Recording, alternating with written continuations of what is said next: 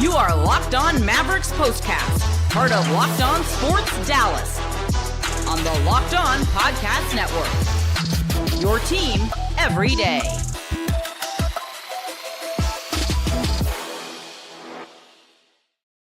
It is so good to be back with you. Thank you for jumping in. Welcome back to the Mavs and welcome back, PJ Washington. Here we go on this Friday night. Welcome into the Mavs Postcast, your team every day, and in our case, your team every single game. I am Jeff Biggs. Thank you for watching Locked On Sports Dallas, your destination after every single game. You can also find us on the Locked On Mavs podcast feed, and today's episode is brought to you by FanDuel. Right now, new FanDuel customers can get $150 in bonus bets if your first $5 bet wins. And coming up on our show tonight, another 30-plus game for Kyrie Irving. More on that in a minute. How about Max Christie coming off of the bench, not in the starting lineup, but still having a major impact? Did Max Christie in this one tonight. And another double-double, second of the season, but a big one against his former team tonight for Najee Marshall. But got to go with the big takeaway, and that would be welcome back, PJ Washington, and welcome back to the Mavs, who return home. They begin the technical second half of the season, even though we're way into the second half of the season at this point. But they return home after all the injuries and all the noise and everything else. A much needed, much well-deserved all-star break, but the Mavs begin at home and they take care of business, get it done, and beat the Pelicans tonight, 111-103. And for me, I think the big takeaway was just simply the return of PJ Washington and what he did to set the tone and really lead the way for this team in the victory tonight over New Orleans. With all of the injuries, and I mean, the big story during the break was the fact that the team is going to have more updates on the injuries on March 6th. We'll talk more about that in a minute, but the bottom line is having PJ Washington back. They needed him back. They needed him out there. They needed some good news. They needed just something to kind of give the team, the shorthanded team, a boost. And sure enough, PJ really set the tone tonight with a 20-point first half. Yeah, it was, there was some missed shots, some a little bit of rust, which I think is to be expected when you're coming back from a break like that. But all in all, I like the way the Mavs started, 32 points in the first quarter. Again, I thought PJ Washington really set the tone. I thought the Mavs the energy was good. They were moving the ball well. They were knocking down threes, and pretty much, all things considered, again, the energy, the chemistry, the shots, everything was there. And I thought the fact that they started the way that they did, got a little squirrely. The second quarter wasn't great. They were outscored in the second quarter by the Pelicans, 31-24. They missed a lot of shots for most of the second quarter. But again, like good teams, the good teams find a way to keep playing through it, fighting through it, working through it, and shooting their way out of it. And sure enough, with that said, even with that rut and even with the Pelicans really playing their best quarter of the game in the second quarter, the Mavs were still able to take a lead into halftime. And then I thought they did a good job in a pretty good third quarter, going back and forth with the Pelicans, led by Kyrie. I thought the Mavs really did a good job of imposing their will and then finishing the game and winning it, pulling away 111-103, the final. So a lot of good stuff. Most of all, though, if you're the Mavs, with everything going on, with all of the injuries, with all of the noise, all of the talk off the court, the only thing that this group can do, this group, they can't control any of that. The only thing that this team, this group can control is what they do together on the court, and that is try to win. And I'll tell you what, and we talked about this in the final game before the All-Star break. I mean, going into the break, very quietly, the Mavs won 4 of 5, and now they win again tonight. That makes 5 out of 6. And I'll tell you what, with again, despite all the noise, all they can do is try to win and play hard. And it's good to see that. It's good to see the chemistry building with this group. And now it's just, okay, you got a couple weeks until March 6th. And so play hard, try to win the 6 games that are on the schedule before then. Try to build with this group, with this unit. You got PJ Washington back tonight. That's great. We'll see what happens with the other injuries. See how soon before Daniel Gafford can return. We'll find out more about AD and Lively. But in the meantime, this is the group. This is the squad. And until those guys come back, this group right here, they're going to have to find a way to come together and continue winning. And I think they can. I think they've already shown that they can do that. And I thought tonight was a good example. I mean, look, this Pelicans team, they're horrible on the road.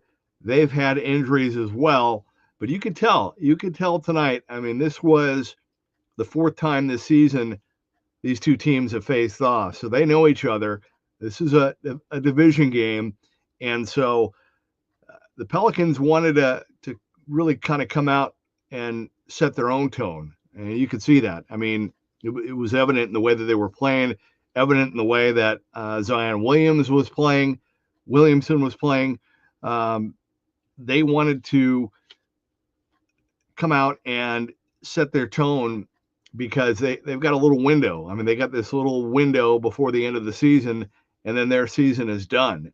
So they're not going to do anything in the playoffs. They're not going to make the playoffs. So this is just an opportunity for them to just try to finish strong here, or at least try to end their season, as the worst team in the West, on a positive note or some kind of a positive vibe. And so they were playing for that tonight. You could tell. I mean, they had definitely, more energy tonight than in any of the other games.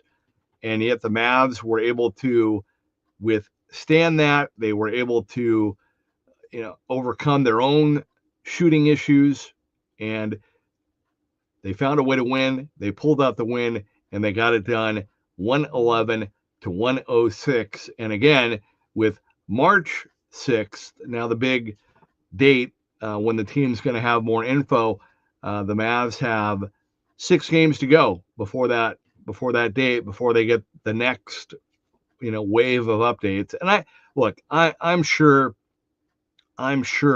privately within the locker room, the players know what's going on. They know privately. The players know privately how soon or how close or how realistic it's going to be, for AD or Lively to come back. Like they know if AD is really kind of close, but they're just being cautious, or if it's bad and it's going to be a while. Same thing with Lively. The players know. I mean, they talk, they know, they get real conversations, and they know if Lively is getting good reports and what the doctors have said and what kind of target dates that they have. They know. So, I mean, regardless of what is said publicly or to the media or by Jay Kidd or Nico, the players know what's going on. And so with that said, they have to keep playing. They have to keep balling. That's all they can do. And I thought tonight was a really good start.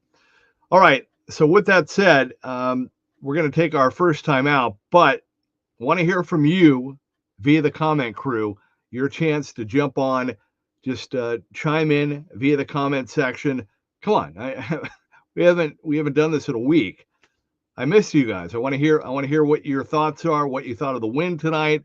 What do you think of this second half, even though we're well into the second half? Give me your thoughts via the comment crew. And when we come back, we're going to get into some of the numbers. Also, PJ Washington set the tone, but I thought Kyrie Irving closed it out and set the tone, as did Najee facing his former team. So we'll get into some of those numbers for you as well when we return. But the bottom line is the Mavs get the win tonight over the Pelicans, 111-103. This is the Mavs Postcast.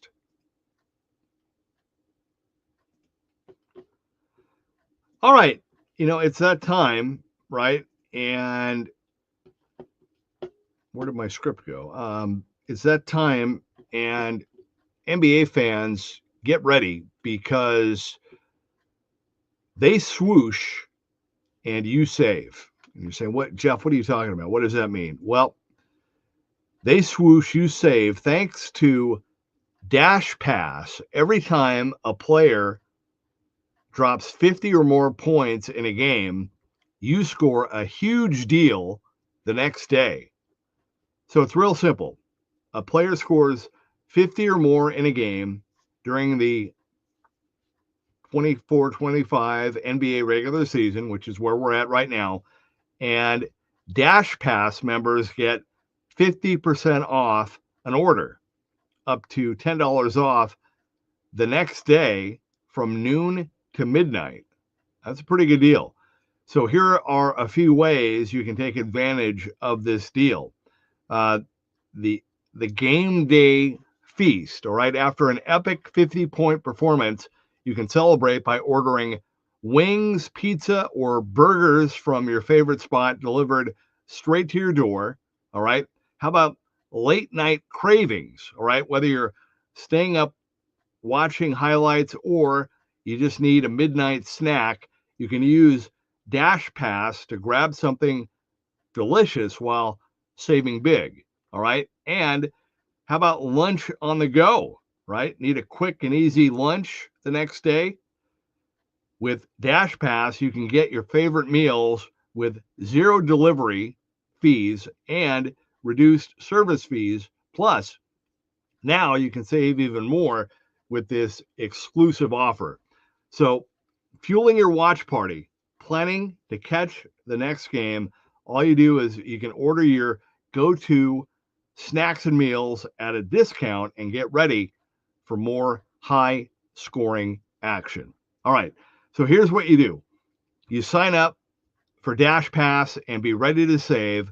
When any player scores 50 or more in a game, Dash Pass members get 50% off an order the next day, up to $10 off. It's that easy. Just use promo code NBA50 from noon to midnight after a 50-point game on eligible orders at participating merchants. Must have an active Dash Pass account. Terms apply. Visit DoorDash to learn more.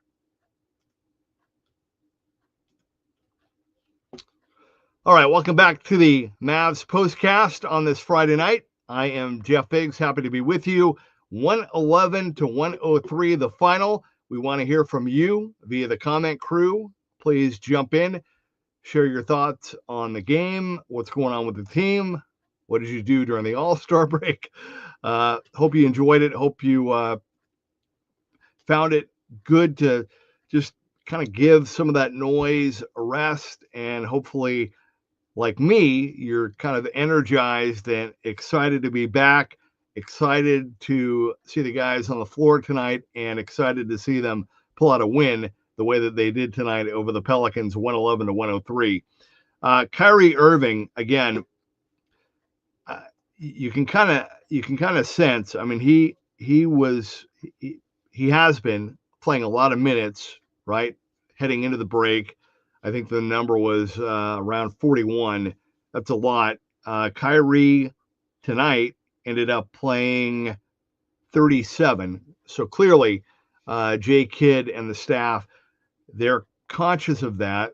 And I think they're hoping that with Dante Exum starting with him, that can alleviate some of the pressure, some of the ball handling duties, and hopefully, free Kyrie up a little bit and take some of that toll. But Kyrie, very productive, some big shots at critical times in the game. Once again, ended up with a game high, 35 points, 11 of 22 from the field, including team high 5 3-pointers in this one for Kyrie. So clearly, Kyrie was energized by his all-star experience and what he did. But now, I'm sure he had some downtime, some time to relax, to refresh, to reflect. And look, it's his team now, for the near future. Yeah, AD is a part of it, and there's the core group. But Kyrie is the veteran leader, and it's not Luka's team anymore. And so the fact that we're seeing Kyrie, as you would expect, kind of take over and lead by example and lead the team in critical times late in games, that's important, and going to need more of that, and need for, I'm going to call him, start calling it Kyrie the closer. We're going to need Kyrie to be the closer, for this team until things kind of get settled, until they get everybody back. But felt like we kind of saw that, although, again, PJ Washington really set the tone for this one. I thought Najee, facing his former team, had just some big plays, both offensively and defensively down the stretch. Even though Max Christie, and I understand initially when I saw the starting lineup, I was a little bit surprised because I just I already was kind of used to Max starting, but I understood that the Pelicans had such a big starting lineup that Jay Kidd wanted to get some size in there, and he put Kessler Edwards. But still, nonetheless, Max did a very good job off the bench, ended up with 16 points, didn't miss a shot in the first half. Can't say it enough. The guy is just a good, smart, solid player, and he's still very, very young in his career. I think we're only just scratching the surface with his ability and his role, and I'm really looking forward to seeing that grow and develop here in Dallas with the Mavs. But ended up Max Christie tonight, 16 points, 6 of 7 from the field, 2 3-pointers, 2 for 2 from the line. How about the shooting tonight? The Mavs, tonight attempted 44 3-pointers. They knocked down 16, but they attempted a lot of threes, 16 of 44 compared to 8 of 27 for New Orleans. The rebounding edge, not as, all things considered, considering the size advantage that the Pelicans have, New Orleans only ended up out rebounding the Mavs 53 to 47. The Mavs had more assists, and Dallas also did, I thought, a much better job in the turnover department with only 13 the entire game. Some of the other numbers, the points in the paint, as you would expect with the bigs that the Pelicans have, New Orleans had a 20-point edge, 56 to 36. Also in fast break points, New Orleans had the edge, 22 to 10. So that was not too much of a surprise. But the Mavs had the edge in assists. The rebounding was close. Free throws. The Mavs went to the line 27 times compared to 25 for New Orleans. So that was close. That's cool. But New Orleans was, again, 8 of 27 from beyond the three-point line. That's not good. And field goal percentage, New Orleans 41%, the Mavs 43%. But the Mavs did enough. They knocked down the shots when they needed to, and that is why they ended up winning 111 to 103. All right, we're going to take our final timeout, and then we will have our final segment. Want to hear from you via the comment crew. Jump in, give your thoughts on the game tonight. That's what we're here for. I mean, this is what this postcast show is. And by the way, before I forget, want to give a shout out to Nick Angstead and the crew. Isaac, slightly biased. They did an outstanding job, as we knew they would, during the All-Star break. They had great content, great shows, all of the latest info, everything that you needed to know. They were all over it, and really, really good. Hope you had a chance. If you haven't had a chance, you can go back and look at those on the Mavs podcast feed and find out. They had a really good conversation yesterday, talking about some of the rumors and what the free agent plan might be. A little surprise in there too. So be sure and check that out. But this show, we do this after every game. We're here for you. We want to hear from you. Want to get your thoughts. Looking forward to this little 2-game California trip coming up. The Warriors on Sunday, and then the big one on Tuesday night against Luka and the Lakers. All right, our final segment when we come back. This is the Mavs postcast.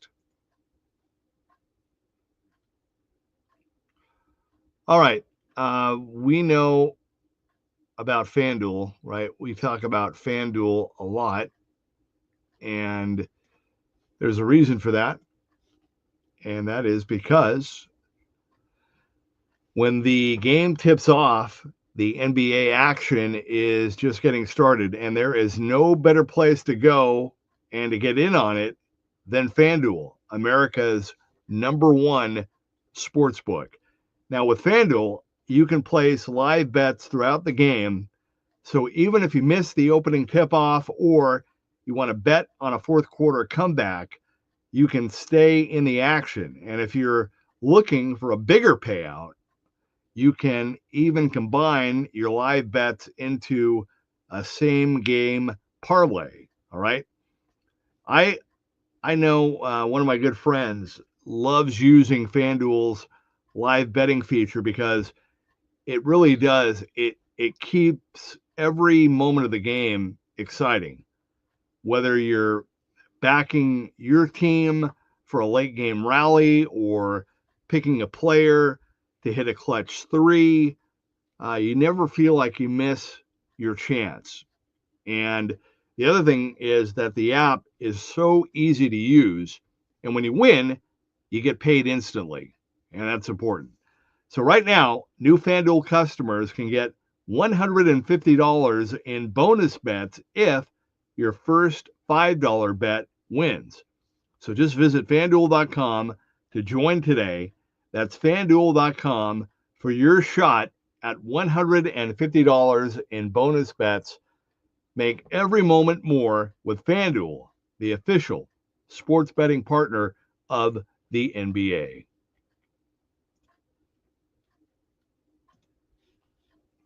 Okay, welcome back to the Mavs postcast. Jeff Biggs with you on this Friday night after the Mavs top the Pelicans 111 to 103. They will head to Cali tomorrow to play the Warriors on Sunday, another round against Klay Thompson's former team. Get to see Steph and Draymond and Jimmy Butler. That'll be a nice test, a nice Sunday afternoon game on the road.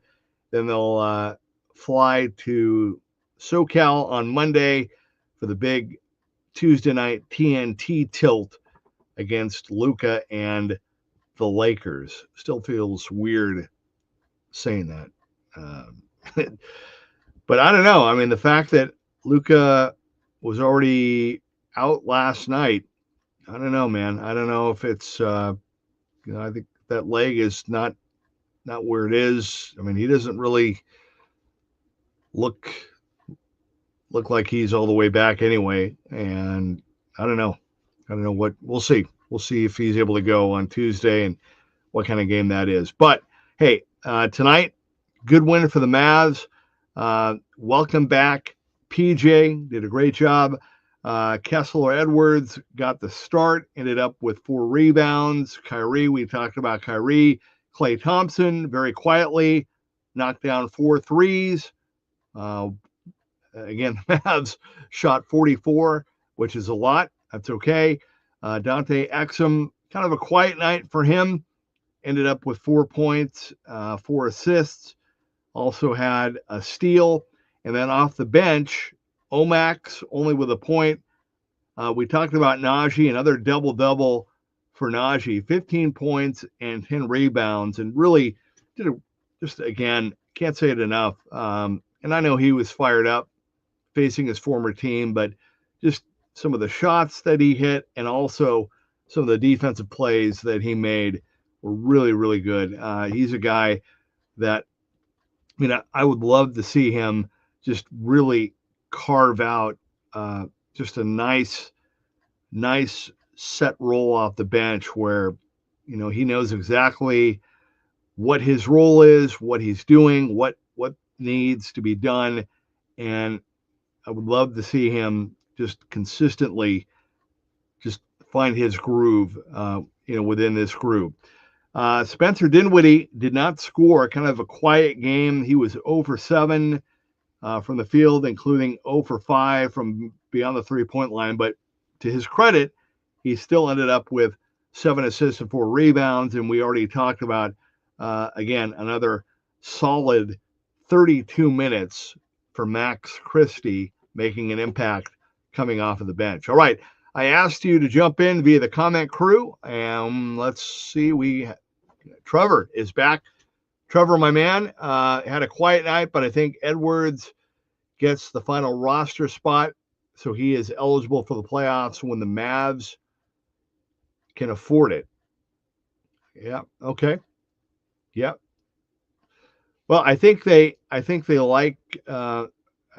like Edwards' size and his athleticism, and I think they like his familiarity with this group and with the unit, and we'll see. I mean, we'll see how this kind of plays out, but clearly he's been they're giving him a look right now. I mean, he has been starting the last handful of games, and I think they want to, you don't want to be jerking guys in and out every game. You don't want guys to feel like, you want to put that kind of pressure. You want them to be able to relax and play their game and just kind of ease into that role. And again, we saw this early in the season. There are certain aspects, certain benefits of starting, right? But then we would, how many times did we see when Daniel Gafford was starting, we would see Derek Lively and end up finishing, right? I think similar even with Max Christie, even though he may not start now for a bit, I think you'll see him on the floor late in games and in key situations. But hey, I'm like, Kessler, Omax, those are a couple of guys that I would really like to see, blossom here during this period of time during the injuries. Like that, the two of them, if they could really find their game and find a way to contribute and find a role within the group, that would be, just bonus. That would be gravy at this point. I didn't mention the new addition on a two-way contract, Moses Brown, who ended up playing 12 minutes tonight, did hit a shot, ended up with 2 points, 4 rebounds, 2 assists, also had a block and a steal. You could tell He's got a good body, good athleticism. All things considered, I think they wanted to give him a look. Kyler Kelly was in uniform, but he did not play. So Moses ended up getting those minutes. But hey, worth a look. I thought he moved pretty well, all things considered, his first game. And so we'll see. We'll see what kind of a look he gets and how much time he gets to play. Ryan jumped in. Hey, Ryan, thanks for jumping in along with Trevor. Max, consistent and dependable so far. Yeah, absolutely. I was talking to a good friend of mine who is a diehard Laker fan, and he's bummed. I mean, they're bummed that Max is gone because they saw him develop. They saw him emerge this season. And look, I mean, they're not saying he's going to be, an all-star or anything like that, or just an MVP candidate, but clearly he can be a very, very impactful player within the right unit, within the right team. And so far, to your point, Ryan, I agree. I mean, he's been consistent, smart, steady, dependable. I mean, really think about it, coming over to a new team with a new group of guys. And I mean, he's fit right in. I mean, to his credit, he doesn't look lost. He doesn't look like he's a step behind. Doesn't look like he's thinking too much. I mean, he's just picked it up, and it's just been great. I mean, really, there are certain guys, and I think you guys would agree, when we watch these games, like I said, I was so excited to see PJ Washington back. I mean, I look forward to watching him play and seeing him on the floor. And Max is one of those guys to me. I look forward to watching him play and watching his game. And so good to see Kyrie again, kind of quietly. He is starting to, I think he senses, he's asserting himself and knowing when, okay, now All-Star break is over, got a limited window here, trying to make the playoffs. This is the time, winning time, as Magic used to say. And you can kind of sense now that Kyrie is ready to kind of kick it to that next level. And so hopefully, he will lead the way and the rest of the team will follow, and we'll see them step up. And I think hopefully maybe surprise some people, because, there's kind of this outside of Dallas narrative that, the trade was horrible and AD can't play and they don't have Luka and the season is over. But as I said in the outset, I mean, very quietly, don't look now, but the Mavs have won 5 of 6. And so, hey, just tune all that out. All you can do is play one game at a time. The good news is the Mavs got a lot of the back-to-backs out of the way before the All-Star break. So there should be I think a much better rhythm here down the stretch to end the regular season. There'll be more of a balance between home and road games. That'll be good. And again, hopefully just another couple more weeks, and hopefully they'll get some players back, and they'll be able to put together a run, make a run. I mean, that's what it's all about, trying to get a run, and we'll find out. We'll know soon enough. But in the meantime, 6 games before March the 6th. Ryan jumps in, says, talking about Max, he is still young but can develop greatly, great defensively. Yeah, absolutely. Agree 100%. Great points. Thank you, Ryan. Thank you, Trevor, both of you, for jumping in. That's going to do it for my show tonight, but I'll be back with you on Sunday afternoon after the matchup with the Warriors. I know Nick and the crew are going to be doing their thing. But I appreciate you guys jumping in with me, hanging with me tonight. Enjoy the rest of your night and tomorrow, and we'll do it again on Sunday. But again, if you're the Mavs coming out of the break, the way that you went into the break, winning 4 out of 5, that it was really important you got this one game at home before you go to California. Had to get this one. You really wanted to get this one. I mean, a loss tonight would have really been bad, but the fact that the Mavs pulled it out, they got it done, and got the W 111-103. Great way to start. Hopefully this will kind of set the tone, and looking forward to seeing how they play against the Warriors and the Lakers. All right, we'll talk again on Sunday, 111-103, the final. This has been the Mavs Postcast.